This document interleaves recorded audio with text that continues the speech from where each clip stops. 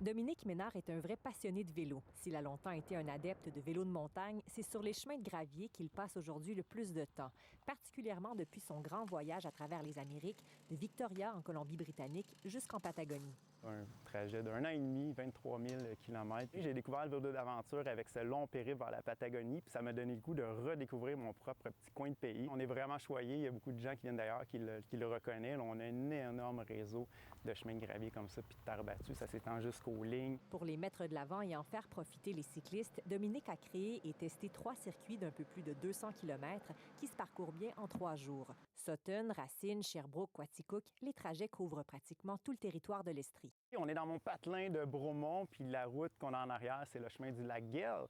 Puis c'est une des routes qu'on emprunte là, dans un des trajets développés de Tourisme Canton de l'Est, la Gravelée des Saveurs. Pour chacun des circuits, des hébergements sont proposés.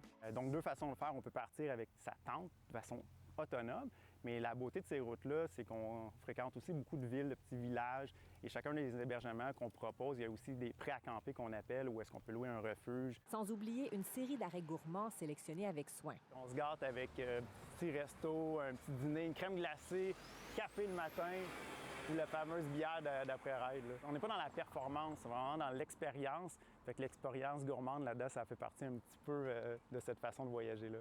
Une façon de voyager qui gagne en popularité. Les cyclistes délaissent de plus en plus les routes de bitume pour celles de gravier. C'est beaucoup plus tranquille, moins de circulation, donc plus sécuritaire. En 2023, 15% des cyclistes ont pratiqué le vélo de gravel dans la région. C'est tellement en expansion qu'on s'imagine que ça va continuer de prendre de l'importance. Il y a énormément de choses différentes à voir, que ce soit des beaux paysages, de la bonne nourriture, des vignobles. Et ça plaît aux amateurs de vélo.